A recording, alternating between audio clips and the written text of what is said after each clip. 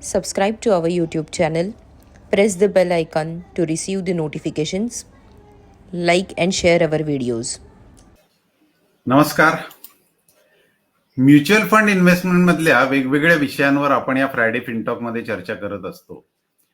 त्यापैकी आज आपण बोलणार आहोत एसडब्ल्यूपी या प्रकाराबद्दल. आता एसडब्ल्यूपी म्हणजे नेमकं काय, त्याचा कसा केव्हा वापर करायचा, त्यासाठी हे आपल्यासाठी लाभदायक असेल, या सगळ्या विषयांवर आपण आता चर्चा करूयात.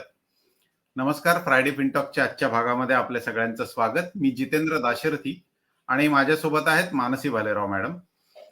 मानसी, सुरुवातीलाच अगदी बेसिक प्रश्न की एसडब्ल्यूपी म्हणजे काय? येस, धन्यवाद दाशरथी सर. एसडब्ल्यूपी हा जो प्रकार आहे ना, हा म्युच्युअल फंडच्या इन्व्हेस्टमेंट्स मध्ये वापरला जातो. जसं आपण गुंतवणूक करताना SIP करतो, सिस्टमॅटिक इन्व्हेस्टमेंट प्लॅन, किंवा मागच्या आपण सेशनमध्ये कव्हर केलेलं STP हा प्रकार, सिस्टमॅटिक ट्रान्सफर प्लॅन, तसाच SWP याचा फुल फॉर्म आहे सिस्टमॅटिक विड्रॉवल प्लॅन. जेव्हा आपण केलेली गुंतवणूक सिस्टमॅटिक पद्धतीने बाहेर काढून घेतो तेव्हा या SWPचा वापर केला जातो.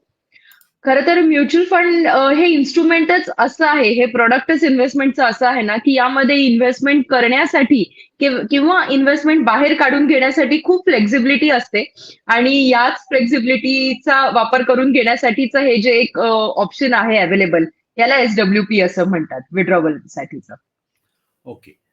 मग पण नाही, हे ठीक आहे की तू म्हणाल की हे एसडब्ल्यूपी हे विड्रॉल साठीचं ऑप्शन आहे आणि जे फ्लेक्झिबिलिटी, पण एसडब्ल्यूपी नेमकं काम कसं करतं याबद्दल थोडंसं सांग ना. ओके. आता काही इन्व्हेस्टर्स असे असतात ज्यांना त्यांच्या गुंतवणुकीतून काहीतरी परतावा हवा असतो. परतावा ऍज इन काहीतरी पे आउट असतात. मग ते मंथली बेसिसवर असो किंवा क्वार्टरली बेसिसवर असो, जसं आपण रिटायरमेंट प्लॅनिंगच्या बाबतीत करतो. तर या SWPच्या माध्यमातून मंथली किंवा क्वार्टरली पे आउट चालू करता येतात आपल्या इन्व्हेस्टमेंटमधून. ओके. हा, तर आता हे पे आउट किती असावे, असा साधारण जर अंदाज आपण सांगायचा झाला तर किमान 6 ते 8% वार्षिक, हा अर्थात 6 ते 8% वार्षिक या पद्धतीने हा परतावा आपल्याला घेता येतो. आणि याच्यामध्ये महत्वाची गोष्ट अशी की इन्व्हेस्टरला किती रक्कम हवी आहे दर महिन्याला किंवा दर क्वार्टरला, ती रक्कम इन्व्हेस्टर ठरवू शकतो आणि तेवढ्या रकमेची SWP चालू करू शकतो आपल्या इन्व्हेस्टमेंटमध्ये. So it is an investors hand. हा, त्याच्या हातात असतं की मला किती रक्कम काढून घ्यायची आहे. But ideally 6 to 8% per annum. नाहीतर असं होईल की आपण मोठी जर रक्कम काढायला गेली तर आपली मुद्दलच बाहेर निघायला सुरुवात होईल. असं होऊ नये म्हणून ती एक रेंज आहे साधारण. अच्छा. पण आता याबद्दल याच बद्दल कशी काम करतं याबद्दलच थोडंसं बोलायचं असं झालं तर, आता म्हणजे आपल्याला हा बेसिकली आधी हा विचार करायला हवा की आपली एक सायझेबल अमाऊंट तिथे आधी जमा झालेली असायला पाहिजे. बरोबर. म्हणजे आपण काही रक्कम जमा केली आणि त्याच्यानंतर पुढच्या महिन्यापासूनच जर विड्रॉल करायला सुरुवात केली आपण, तर प्रॉबेबिलिटी आपल्यासाठी योग्य राहणार नाही. बरोबर. ठीक आहे ना, कारण म्हणजे त्यामध्ये काय होईल की आपण मुद्दल, जसं तू आता म्हणालीस तसं मुद्दल रकमेलाच आपण हात घालू त्याच्यावर.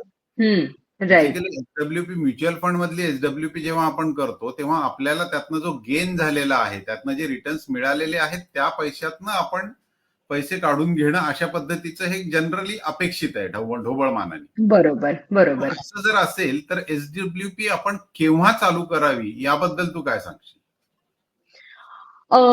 जर बघा, एक आयडियल जर आपण बघितलं तर SWP साधारण तुमच्या इन्व्हेस्टमेंटच्या 2.5 ते 3 वर्षांनंतर चालू करावी असं आपण सांगतो. आणि हे सुद्धा जर तुमचे हायब्रिड कॅटेगरीचे वगैरे फंड्स असतील किंवा मिक्स मॅच असेल, हायब्रिड आणि प्युअर इक्विटी स्कीम्स असं. पण जर तुमचा मूळ पोर्टफोलिओ हा अग्रेसिव्ह पोर्टफोलिओ असेल, म्हणजे त्यामध्ये तुमचे स्मॉल कॅप, मिड कॅप सारख्या अग्रेसिव्ह स्कीम्सचे एक्सपोजर असतील, तर तुमची SWP ही किमान 5 वर्षांनंतर तरी चालू करावी. हे 3 वर्ष किंवा 5 वर्ष आपण का म्हणतो आहोत, कारण तुमची जी मूळ मुद्दल आहे तिला वाढण्यासाठी थोडा स्कोप द्यावा आणि आपले पैसे एका सर्टन अमाऊंट पर्यंत वाढल्यानंतर त्याच्यातनं पे आउट घ्यावेत. जर मी आजच इन्व्हेस्टमेंट करते आहे आणि लगेच पुढच्या महिन्यामध्ये पे आउट चालू करते आहे, तर अर्थात तुम्ही म्हणाल्याप्रमाणे असंच होतं की आपण आपल्या मूळ मुद्दल जी असते, प्रिन्सिपल अमाऊंट, त्याच्यातनंच पैसे बाहेर काढायला सुरुवात करतो. आणि वरून मार्केटनुसार जे आपल्या पैशांमध्ये फ्लक्च्युएशन होतं, जी व्हॉलॅटिलिटी होते किंवा जी अमाऊंट वर खाली जाते शेअर मार्केटमुळे, त्यामुळे पोर्टफोलिओ जो मूव्ह होतो तो वेगळा.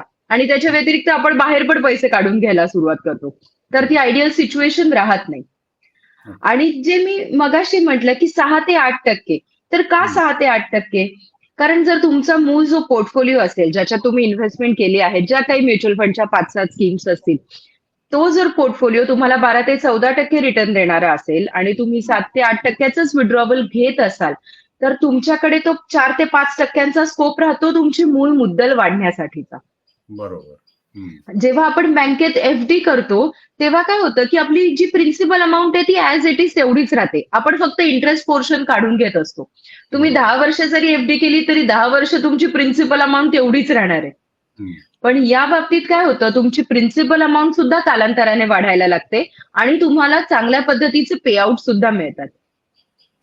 सो अशी दोन्ही बाजूने ती एक चांगली सिच्युएशन होते. म्हणून किमान 3 ते 5 वर्ष तरी गुंतवणुकीनंतर थांबलं पाहिजे पेआउटसाठी. बरोबर. म्हणजे आपण असं म्हणू शकतो का, की म्हणजे मी एक लेमॅन म्हणून बोलतो, की एसडब्ल्यूपीचा वापर आपण रिटायरमेंट नंतरचा पेन्शन प्लॅन सारखं सुद्धा करू शकतो. नक्कीच, बरोबर. नक्कीच. की तुम्ही वयाच्या 30शी पासून गुंतवणूक करत आहात. 50शी पर्यंत एक चांगली मोठी रक्कम जमलेली आहे आणि मग तुम्ही पेआउट चालू करत आहात. नक्कीच असं आपण करू शकतो. बरोबर. म्हणजे एक जेव्हा जर आपल्याला आता पेन्शन प्लॅन जेव्हा आपण म्हणतो, तेव्हा जसं एसआयपीच्या माध्यमातून आपण छोटी रक्कम जरी एका 25-30च्या वयामध्ये गुंतवायला सुरुवात केली आणि त्या छोटी रक्कम आपण पुढचे 25 वर्ष जरी गुंतवत गेलो तरी त्याचा एक चांगला मोठा कॉर्पस तयार होऊ शकतो, ज्याच्यावर नक्कीच. जसं तू म्हणालीस की 6 ते 8%च्या हिशोबाने जरी आपण वयाच्या 60 नंतर म्हणजे रिटायरमेंट नंतर मंथली पेन्शन जरी सुरू केली, त्याला मी पेन्शन हा शब्द जस्ट वापरतोय, तरी ते आपल्याला म्हणजे या पद्धतीने सुद्धा एसडब्ल्यूपीचा खूप चांगला उपयोग करता येऊ शकतो आपल्याला. नक्कीच, नक्कीच. पण आता माझ्या मनात असा प्रश्न येतो की आता मी रिटायरमेंट झालेली आहे, रिटायरमेंट नंतर मी या रकमेतलं जे पेआउट घेतो आहे, तर अशा वेळेस मला ही रक्कम जी मी मंथली काढतो आहे त्याच्यामधनं म्हणा किंवा क्वार्टरली म्हणा, तर ती टॅक्सेबल अमाऊंट असते का? म्हणजे त्या रकमेवर मला टॅक्स भरावा लागतो का? ओके. ओके. खरं तर खूप छान प्रश्न आहे हा. आणि मुळात ना म्युच्युअल फंड ही इन्व्हेस्टमेंटच खूप टॅक्स एफिशियंट आहे, पहिली गोष्ट, compare to other investment products. आणि त्यामध्ये सुद्धा जर आपण एसडब्ल्यूपीचा विचार केला, तर ते टॅक्स बेनिफिटसाठी तर खूप चांगला पर्याय आहे. मी एक फॉर एक्झाम्पल देऊन सांगते, की समजा एखाद्या व्यक्तीने 15,000चं मंथली पेआउट सेट केलेलं आहे एसडब्ल्यूपीच्या माध्यमातून. तर हे जेव्हा 15,000 बाहेर पडतात, तेव्हा ते कशा पद्धतीने बाहेर पडतात, यामध्ये साधारण 10 ते 11,000चं प्रिन्सिपल अमाउंट असते आणि कदाचित वरच्या 3 ते 4,000चा प्रॉफिट पोर्शन असतो.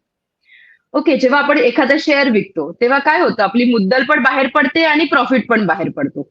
तशाच पद्धतीने जेव्हा म्युच्युअल फंडचे युनिट्स विकले जातात आणि आपण पे आउट घेतो, तेव्हा काही अमाउंट ही प्रिन्सिपलची बाहेर पडते आणि काही अमाउंट ही प्रॉफिटची बाहेर पडते.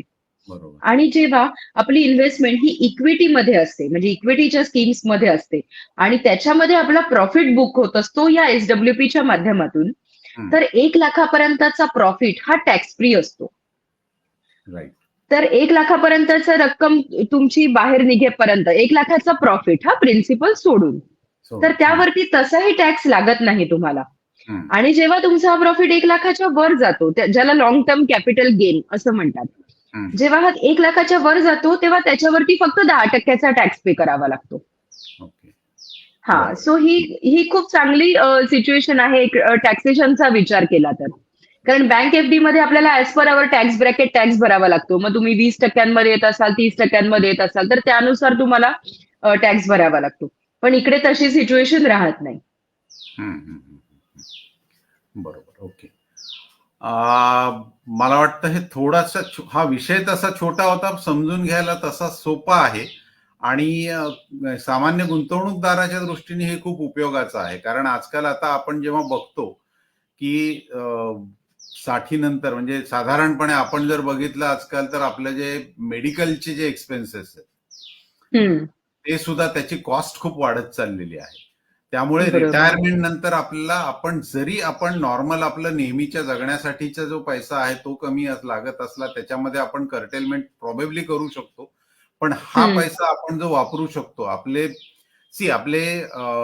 मेडिक्लेम वगैरे प्लॅन तर आपण घेतोच, आजकालच्या याच्याप्रमाणे आपण ते रेकमेंड करतोच. पण जे स्टँडर्ड ऑफ लिव्हिंग जे वाढत चाललेलं आहे, जी महागाई वाढत चालली आहे, त्या दृष्टीने सुद्धा आपण जर आत्तापासून याचा विचार केला, रिटायरमेंट नंतर पेन्शन फंडच्या दृष्टीने समजा याचा विचार केला, आत्तापासून जर गुंतवणूक त्या दृष्टीने केली आणि पेन्शन फंड म्हणून नंतर जर एसडब्ल्यूपीचा विचार केला, तर हे नक्कीच मला वाटतं खूप फायदेशीर गोष्ट असू शकते. नक्कीच नक्कीच. हा एसडब्ल्यूपी हा खरंच एक खूप उत्तम पर्याय आहे.